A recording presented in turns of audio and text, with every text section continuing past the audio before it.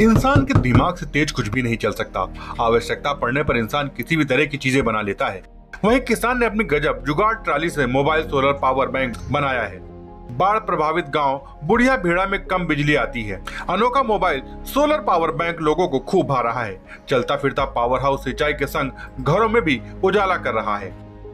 आवश्यकता आविष्कार की जननी है। बाढ़ प्रभावित राजेपुर ब्लॉक के गांव बुढ़िया बेड़ा में बिजली कम आती है।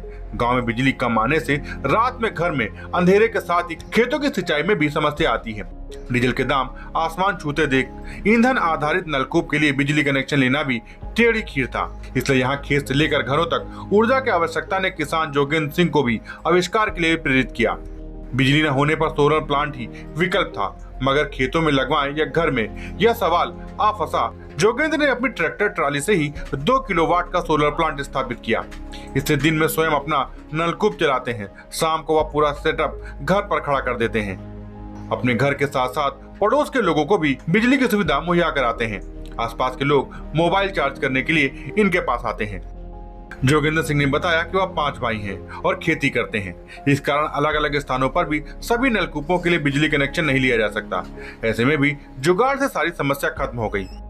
जिस खेत पर सिंचाई की जरूरत होती है वहां ट्राली दिन में लगा लेते हैं। दिन भर में 4 से 5 बीघा फसल की सिंचाई हो जाती है। शाम को घर पर ट्राली लाकर बिजली का उपयोग करते हैं। सबसे ज्यादा इस मोबाइल पावर बैंक का इस्तेमाल बरसात के दिनों में होता है। गंगा और रामगंगा में बाढ़ आने पर इलाका बाढ़ग्रस्त हो जाता है। बिजली आपूर्ति महीनों बंद रहती है। वहीं कश्मीर सिंह और नेमचंद किसान ने बताया कि जोगेंद्र सिंह की यह पहल हम लोगों के लिए काफी मददगार है। डीजल पेट्रोल के दाम बढ़ने से हम लोगों को खेतों में पानी लगाने में समस्या उत्पन्न हो रही थी। लाइट भी नहीं आती। जब खेतों में पानी लगाना होता है तो 2-3 दिन पहले जोगेंद्र जी को बता देते हैं। उसके बाद वह सोलर लेकर खेत में पहुंच जाते हैं। 50 रुपए घंटे के हिसाब से लेते हैं, जो बिजली और डीजल की समस्या से निजात दिलाता है। आसपास से करीब 4 से 5 गांव में सिंचाई करवाते हैं। पहल मुझे जो है केस्चा इकाई से पहल की है। केस्चा इकाई में आते जाते रहते वहाँ बीज लिया है, तो उससे जानकारी मिली कि सोलर प्लेट से पानी निकल सकता है, भराई सिंचाई हो सकती है। तो उनसे अधिकारियों से जब जानकारी की तो उन्होंने कि तुमको मिल जाएगा। तब मैंने अप्लाई की। अप्लाई करके जो है सिस्टम को पूरा एडजस्ट किया। तब हमने जान लिया कि वो सिस्टम आ गया है। फिर 51,850 रुपये का मैंने ड्राफ्ट दिया। तब सरकार ने मेरा सिस्टम पूरा भेज के मकान तक पानी स्टार्ट निकलवा दिया।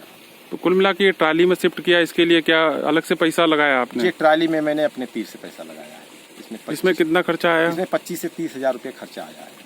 तो ये आसपास क्षेत्र में आप ही सींच रहे हैं? हाँ, आसे पास के जितने लोग सिंचाने वाले जो लोग परेशानी सिस्टम है उनकी सबकी सिंचाई कर देते हैं। कितने पैसे लेते हैं आप? हम 50 रुपये घंटे लेते हैं। और बिजली से क्या रेट चल रहा है? बिजली तो हमारे यहाँ नहीं है, इंजन चलते हैं वो 150 रुपये घंटे चलते हैं। और पेट्रोल डीजल इतना महंगा हो गया है। बट डीजल पेट्रोल के सिस्टम से पूरा सिस्टम नहीं बन पा रहा है। इतनी भरपाई सिस्टम नहीं हो पाई। गेहूँ सही रेट पर तो नहीं बिक पाता है, गन्ना सही कीमत से नहीं बिक पाता है, धान भी नहीं बिक पाता है कायदा से।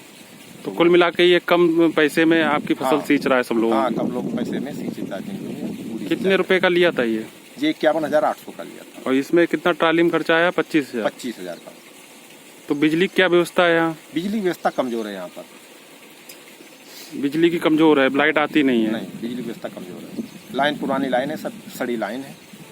तो इसीलिए लोग सिंचाई नहीं हो पाती। आप अपने इससे सोलर से करते हैं? हाँ, इसी से सिंचाई करते हैं सोलर से। तो आसपास के गांव में भी जाते होंगे? हाँ, हम आसे पास के गांव में भी भराई कर देते हैं। और यहाँ पर मोबाइल चार्ज करते हैं? हाँ, मोबाइल पूरे गांव के लिए चार्ज कर देते हैं।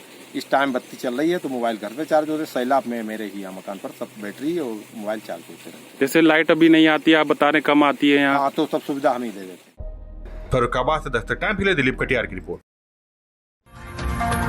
ताजा तरीन खबरों के लिए सब्सक्राइब करना ना भूलें दस्तक टाइम्स। बेल आइकन दबाकर पाएं देश विदेश की लेटेस्ट खबरों की नोटिफिकेशन।